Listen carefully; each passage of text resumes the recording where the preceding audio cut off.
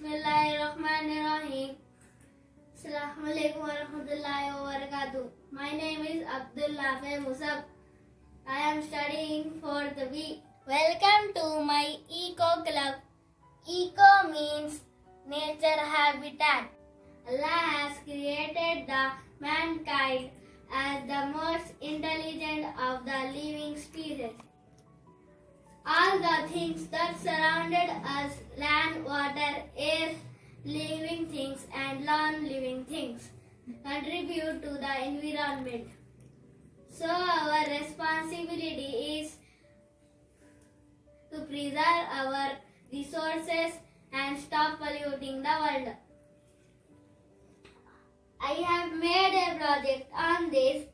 We have to do plantation in our school and in our surroundings. We have to use dustbins to throw garbage. These eco signs reminds us don't waste water and don't waste electricity. I have made a birdhouse. It means we need to share our world with other creation and live with them in harmony. Thank you, Jazakallah.